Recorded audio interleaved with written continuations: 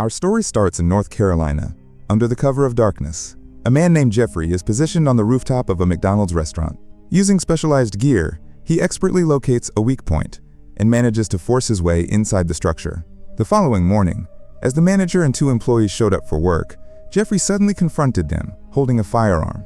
Despite the tense situation, he spoke to them with unexpected kindness, assuring everyone that no one would be harmed. He instructed them to put on their jackets, then ushered them toward the large freezer unit. Realizing the manager was without a jacket and visibly cold, Jeffrey actually handed over his own. Moments later, he emptied the cash from the establishment's safe and quickly made his getaway, just managing to avoid a police vehicle that was pulling up. How did this all begin? We jump back 2 years. Jeffrey, a divorced Army veteran, was desperately struggling to provide for his 3 children. On his daughter Becky's birthday, he presented her with some of his old military-themed toys, which she clearly did not appreciate. Jeffrey confided in his best friend and fellow veteran Steve, expressing his frustration that his specialized military abilities weren't useful in the civilian job market. However, Steve wisely pointed out that Jeffrey possessed an incredible knack for observation, a powerful skill that let him notice things others missed.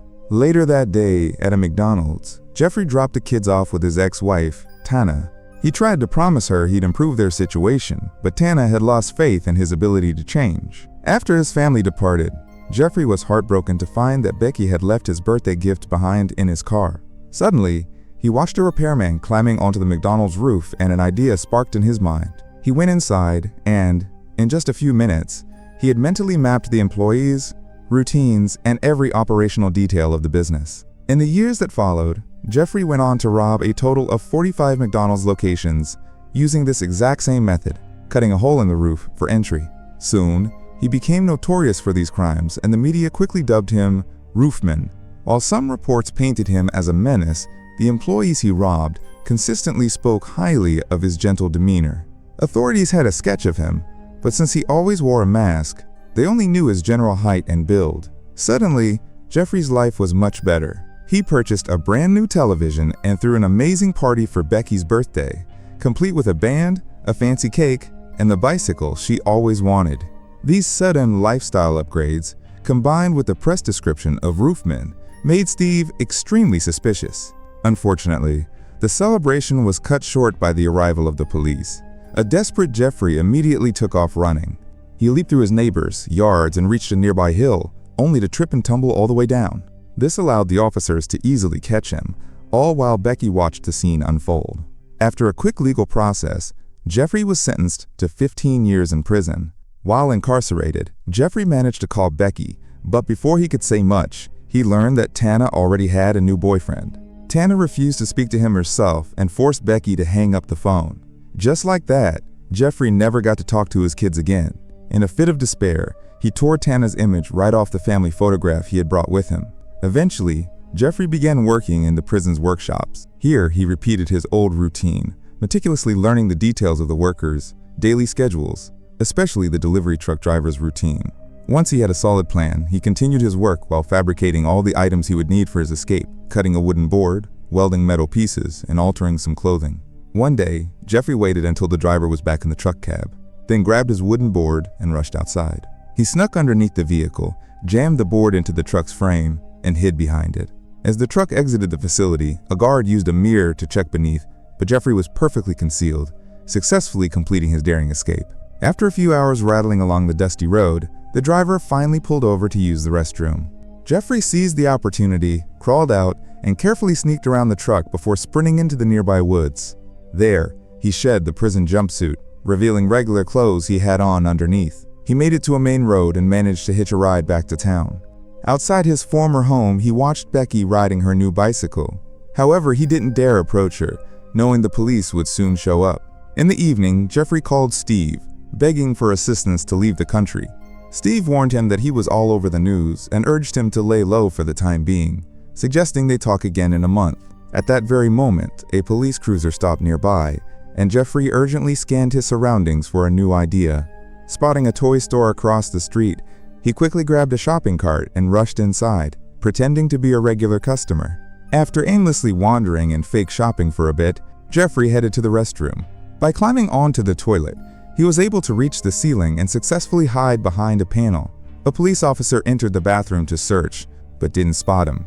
Once the store was locked up for the night, Jeffrey descended into the office area.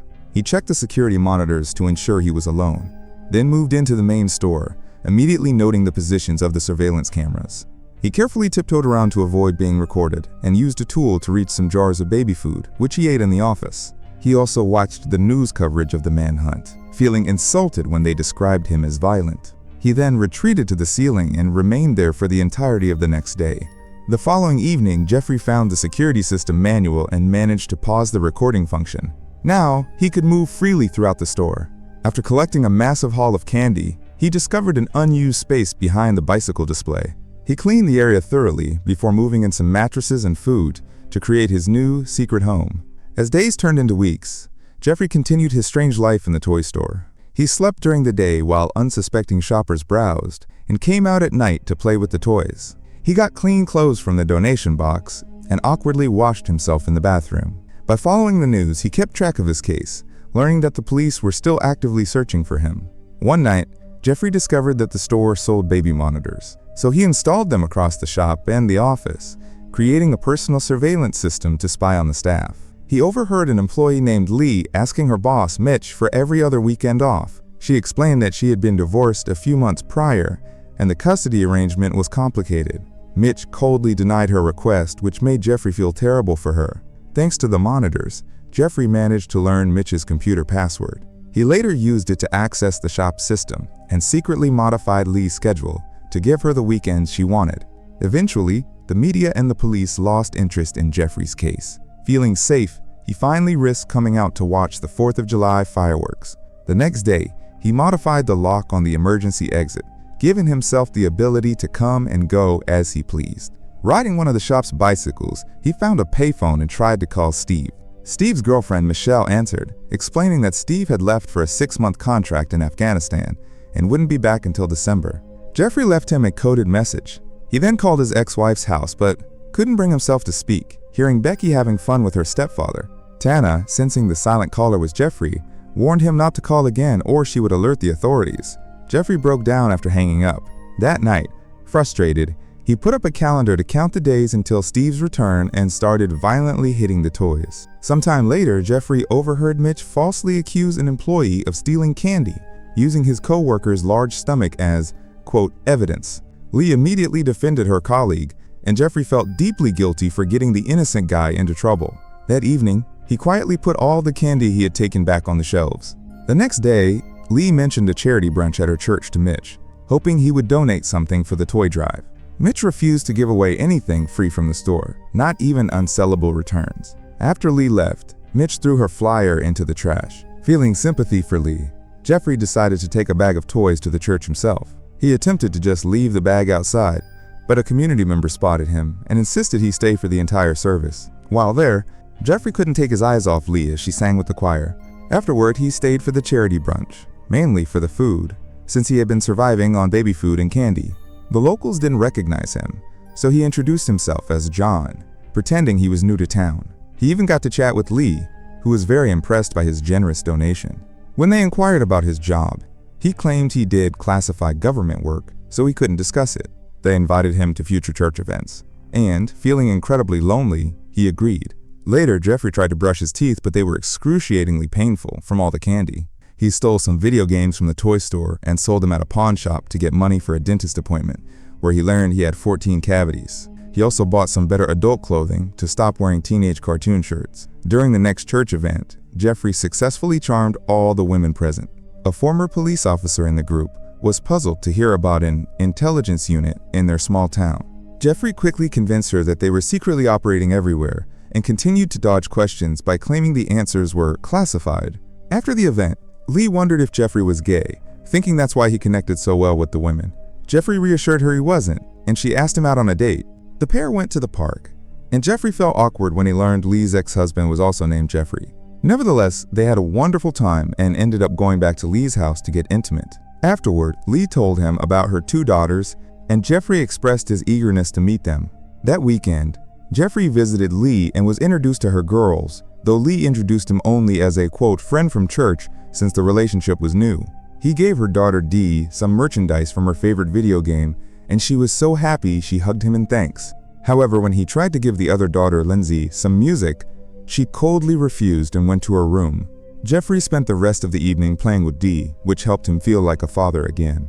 Weeks passed, and Jeffrey continued to date Lee. He attended all the church functions and kept trying to bond with the girls. He succeeded with Dee, but Lindsay remained distant. They even celebrated Halloween together. To pay for their dates and outings, he kept stealing and reselling more video games. The constant fear of being identified never went away, so Jeffrey eventually asked Lee if they could start a new life somewhere else. Lee refused, explaining that her entire life was established right there. One night, as Jeffrey was washing up in the toy store bathroom, he suddenly heard a voice.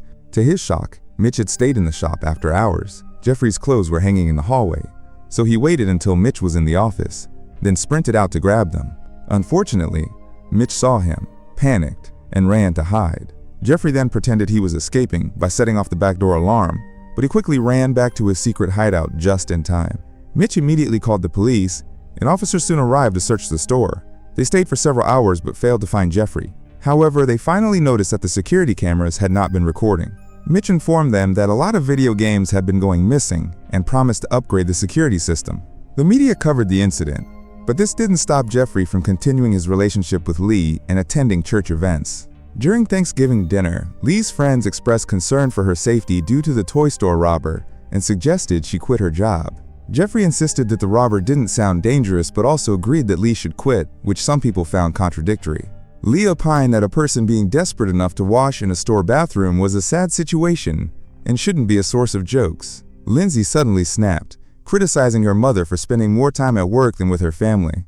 After a brief fight, she stormed out. The next day, Jeffrey called Steve. Michelle answered again and relayed Steve's message. He should visit them the following Sunday to finalize their plans. Afterward, Jeffrey convinced Lee and Lindsay to try to apologize to each other, but they quickly started arguing again. Lindsay was still furious that she was stuck at home because Lee wouldn't drive her anywhere. Jeffrey intervened and agreed to teach the girl how to drive. They went out to get her a car. During the test drive, Jeffrey impressed the girls with some incredibly fast and daring maneuvers, which terrified Lee. He then convinced the salesman to let Lindsay drive by, paying a large amount in cash. Lindsay was very nervous but successfully managed to drive them back safely. On Sunday, Jeffrey finally met up with Steve, who immediately questioned whether his friend had stayed hidden and avoided contact with anyone. Jeffrey lied and said he had. Michelle put a wig on Jeffrey so they could take a picture for a new passport, and Steve created an elaborate fake backstory for him under a brand new name. To get Jeffrey out of the country, they needed $50,000, which he obviously didn't have yet. He promised he would get the money no matter what. Afterward, Jeffrey drove to his usual pawn shop and climbed onto the roof, intending to break in using his old methods. However, he miscalculated and fell into the neighboring store. In a desperate panic, he smashed through the wall to reach the pawn shop, which instantly triggered the alarm. Jeffrey grabbed a gun and a police bulletproof vest before smashing the front door with a heavy statue so he could escape. Later that day at the toy shop, Jeffrey installed panels to conceal his secret hiding spot even better. He then listened, as Mitch gave his employees the details for the upcoming 2 weeks. The holiday season was when the store made the most money and had the most customers. Security would be increased, and they would be opening early and closing late, including on Christmas Eve. Mitch posted a new schedule that meant many extra shifts for everyone. That night, Jeffrey secretly modified the schedule so Lee would not be working on the day he planned his next big move. The next day, Jeffrey delivered a large Christmas tree, along with a ton of decorations and gifts, to Lee's house before taking the whole family to church. Watching Lee sing, he couldn't hold back his tears. The following morning, Jeffrey put on his mask and came out with his gun drawn to rob the toy shop. As he tied up all the employees, the security guard reached for his weapon, forcing Jeffrey to knock him unconscious. The sight of the blood made everyone panic. Jeffrey then ordered Mitch to open the safe and specifically requested he remove the ink bomb from the stacks of cash. The bomb sprayed ink all over Mitch's face, but Jeffrey safely grabbed the bag of money. On his way out, an employee cried out, calling Jeffrey out for hurting the guard and saying he needed an ambulance. Jeffrey hesitated and decided to stay to call 911 himself. This delay was fateful. Lee arrived early for her shift. She ran away in sheer terror, forcing Jeffrey to escape through the back door instead. Police arrived quickly and saved the injured guard just in time. This time, the investigation was far more thorough, and the police soon discovered Jeffrey's hiding spot inside the store. Lee was questioned, explaining she couldn't tell who it was because of the mask. Meanwhile, Jeffrey paid Steve for all the fake documents and plane tickets. He was set to leave for Venezuela tomorrow. Steve asked about the robbery he saw on the news, and Jeffrey pretended he knew nothing. As Michelle put the wig on him, Steve insisted he needed to get rid of any records he might have left behind.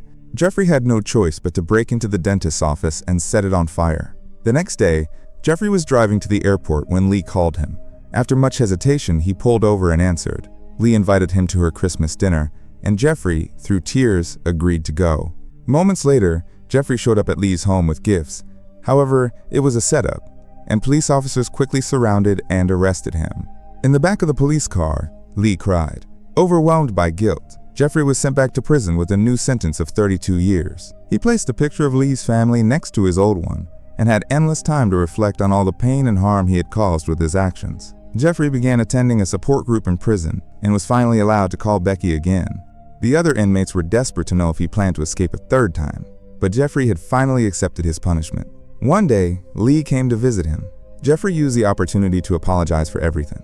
Lee admitted she used to be furious, but now she viewed their time together as an adventure she was grateful for. She apologized for her role in his arrest, and the two embraced. This entire story is based on the life of the real Jeffrey Manchester, who attempted to escape 2 more times in 2009 and 2017.